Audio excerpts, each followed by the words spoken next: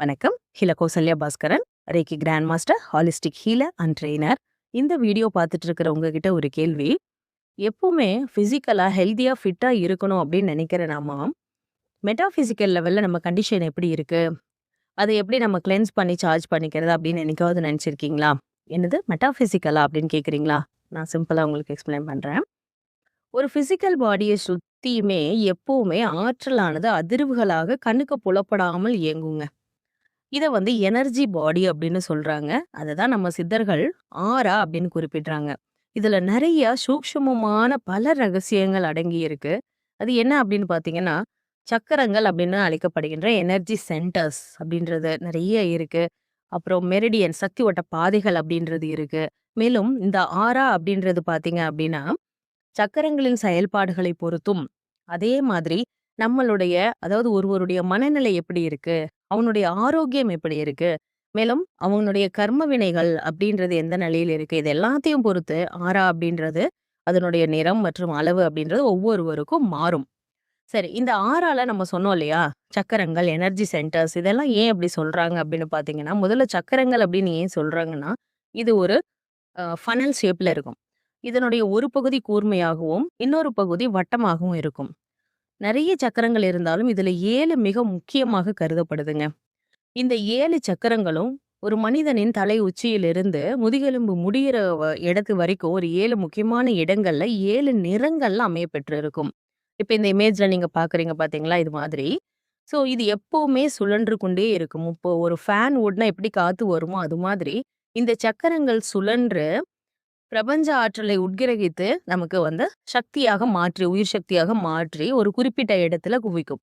இப்படி 7 சக்கரங்களும் ஒரு குறிப்பிட்ட இடத்துல அத எனர்ஜிய குவிச்சு குடுக்குது. அதிலிருந்து பாராசிம்பத்தெட்டிக் நர்வ்ஸ் மூலமாகவும், அந்த சக்தி ஓட்ட பாதைகள்னு சொல்றோம்ல, மெரிடியன்ஸ் மூலமாகவும் உடல் முழுவதும் சக்தியானது பரவுது. அதுபோக ஒவ்வொரு சக்கரமும் அது எந்த இடத்துல ஆற்றல குவிக்குதோ, அந்த இடத்துல இருக்கிற உறுப்புகளுக்கும், நாளமில்லா சுரப்பிகளுக்கும் சக்தியை குடுத்து நிர்வகிக்குது.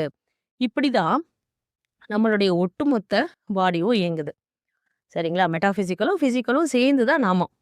இப்போ இந்த சக்கரத்தினுடைய சுழற்சியில பாதிப்பு ஏற்படுது. இப்போ ஃபேன் ஆஃப் பண்ணா எப்படி காத்து வராதோ, அது மாதிரி அந்த சக்கரத்தினுடைய சுழற்சி நின்றுடுச்சு அப்படின்னா, அதிலிருந்து உட்கிரகிக்கிற அந்த ஆற்றலானது தடை ஏற்படும். அதனால அது எந்த உறுப்புகளுக்கெல்லாம் சக்தி ஊட்டுதோ, எந்த ஹார்மோன அது நிர்வகிக்குதோ, அதுல எல்லாம் பலகீனம்ங்கிறது ஏற்பட்டுடுங்க. அதே குறிப்பிட்ட நாள் வரைக்கும் தொடர்ந்து அப்படியே இருந்தது அந்த ஆற்றலானது. ரொம்ப கிடைக்காம இருக்குது அந்த உறுப்புகளுக்குன்னா, அந்த உறுப்புகள் நோயுற ஆரம்பிக்குது. இப்படிதாங்க ஒரு மனிதனுக்கு எந்த ஒரு நோய் ஏற்படுவதற்கும் அடிப்படை மூல காரணம் இந்த சக்கரத்தினுடைய சுழற்சியில ஏற்படுகின்ற பாதிப்பு, அந்த பிளாக் தான். இப்ப அடுத்த கேள்வி வரும். ஏன் அந்த பிளாக் உருவாகுது? அப்படின்னு. அதுக்கு நெறைய காரணங்கள் இருக்கு. அதுல மிக முக்கியமான காரணங்கள் அப்படின்னா, ஒருவனுடைய மனநிலை. இப்போ ஒருத்தர் எப்பவுமே கவலையிலேயே இருக்காரு. எப்பவுமே பயந்துட்டே இருக்காரு எல்லாத்துக்குமே. அதே மாதிரி எப்பவுமே கோவப்படுறாரு. இந்த மாதிரி தொடர்ந்து அவருடைய மனநிலை லோ ஃப்ரீக்வென்சிலயே இருந்தது அப்படின்னா, அதனுடைய வெளிப்பாடு அந்த சக்கரத்தில ஒரு பிளாக்காக மாறும். அது ஆறாலயும் ரிஃப்ளெக்ட் ஆகும். நான் முதல்லயே சொன்னேன் இல்லையா? ஆறா அப்படின்றது ஒருவனுடைய ஆரோக்கியத்தையும், மனநிலையையும் பிரதிபலிக்கிற பிம்பம் தான். இது எப்படி இருக்கோ அதுதான் ஆறா.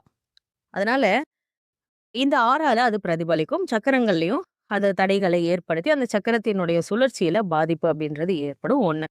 இன்னொன்னு பார்த்தீங்க அப்படின்னா, எக்ஸ்டர்னலா அதாவது ஒருவருடைய கண் திருஷ்டி, அப்புறம் இன்னும் பிளாக் மேஜிக் மாதிரியான ஒரு எக்ஸ்டர்னலா வர நெகட்டிவ் எனர்ஜிஸ்னாலயும் அந்த சக்கரங்களுடைய பாதிப்பு அப்படின்றது ஏற்படும். இன்னொரு மிக முக்கியமான காரணம் பார்த்தீங்கன்னா, கர்மா. இப்ப இவனுக்கு இந்த இதுல நோய் இந்த நோய் ஏற்படணும் அப்படின்னா, அவனுடைய கர்மால இருந்தது அப்படின்னா, அது ரொம்ப நாளத்துக்கு முன்னாடி சக்கரங்கள்ல முதல்ல பாதிப்பு ஏற்பட்டு, அதுக்கப்புறம் அந்த நோயானது அவனுக்கு பிசிக்கலா வர ஆரம்பிக்கும். இப்படி பல காரணிகள் இருக்கு. இதுல முக்கியமான காரணிகள் பார்த்துட்டோம். சரி, எது எப்படியோ, அந்த சக்கரத்தினுடைய சுழற்சிய அறிந்து அத சரி செய்தோம் அப்படின்னா, இப்ப பிசிக்கலா ஒருத்தருக்கு நோய் இருக்கு அப்படின்னாலும், அத சரி செய்வதற்கு அது அடிப்படை எனர்ஜிய குடுத்துரும். இன்னொன்னு, அந்த நோய் திரும்ப வராமலும் நம்ம பாதுகாத்துக் கொள்ள முடியும். அப்போ ஒருவருக்கு ஒரு நோய் இருக்கு பிசிக்கலா அப்படின்னா, அதையும் ட்ரீட் பண்ணிக்கணும். அது ஏற்படுவதற்கு ஒன் ஆஃப் த ரீசன் அப்படின்னு பார்த்தோம்னா, இந்த சக்கரங்களின் செயல்பாடு குறைவு தான். அப்ப அத சரி செய்யும்போதே அவனுடைய மனநிலையும் சேர்ந்து சரியாகுது. அதனால திரும்பவும் அந்த நோய் வராம பாதுகாத்துக் கொள்ள முடியும். இன்னொரு முக்கியமான விஷயம் என்ன தெரியுங்களா?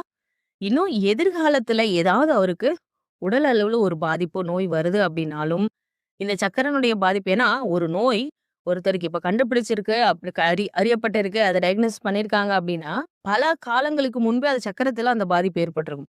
அப்ப நீங்க இப்ப ஸ்கேன் பண்ணி உங்களுக்கு இந்த சர்க்கரம் பாதிப்பு அடைஞ்சிருக்கு அப்படின்னு தெரிஞ்சுக்கிட்டீங்க, அத சரி பண்ணிட்டீங்க அப்படின்னா, அந்த நோய் ஃபியூச்சர்ல உங்களுக்கு வராமலும் தடுத்துக் கொள்ள முடியும். இப்ப இவ்ளோ விஷயங்கள் இருக்குங்க. நம்ம ஆறாவ ரீட் பண்றதுலயும், சக்கரங்களின் செயல்பாடுகளை தெரிந்து அத ட்ரீட் பண்ணிக்கிறதுலயும். சரி இப்ப அடுத்த கொஸ்டின். எப்படி அத நம்ம தெரிஞ்சுக்கிறது? நம்மளுடைய சக்கரங்கள் செயல்பாடு எப்படி இருக்கு? ஆறா எப்படி இருக்குன்னா, இது அந்த காலத்துலேருந்து இந்த காலம் வரைக்கும் நெறைய விஷயங்கள் இருக்கு.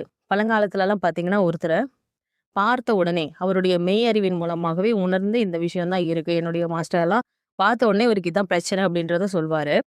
அடுத்து பார்த்தீங்கன்னா, டவுசிங் ராட், டவுசிங் பெண்டுலம் எல்லாமே வந்து அத டயக்னோஸ் பண்ணாங்க. இப்போ ரொம்ப அட்வான்ஸ்டா இப்போ இந்த 2015க்கு அப்புறமா பார்த்தீங்கன்னா, ஏஐ வந்ததுக்கு அப்புறமா ஆரா ஸ்கேனர்ஸ் வந்திருக்கு. இதுல மிக துல்லியமாக ஒருவருடைய ஆராவை, சக்கரங்களின் செயல்பாடுகளை நம்ம பெர்சன்டேஜ் போட்டு பார்த்து சொல்ல முடியும். இப்போ நான் அத கண்டறியறது மட்டும் இல்ல, அத எப்படி மாற்று மருத்துவத்துல அதாவது ரெய்கி, அக்யூபஞ்சர், முத்ராஸ், அந்த கிறிஸ்டல் இதுல எல்லாத்தையும் நம்ம வந்து நமக்கு எது தோதுபடுதோ அந்த வகையில நம்ம ட்ரீட் பண்ணி, அந்த குறைபாடுகளை சரி செய்து கொள்ள முடியும். சக்கரங்கள்ல இருக்கிற குறைபாடுகளை. ஸோ ஒருவருக்கு பிசிக்கலாவும் ட்ரீட் பண்ணணும், மெட்டாபிசிக்கல் லெவல்லயும் ட்ரீட் பண்ணும்போது தான் முழுமையான ஆரோக்கியம் அப்படின்றது கிடைக்கும். இப்ப இந்த வீடியோ பார்த்துட்டு இருக்கிற உங்களுக்கு, உங்களுடைய ஆறாவின் நிறம் என்ன?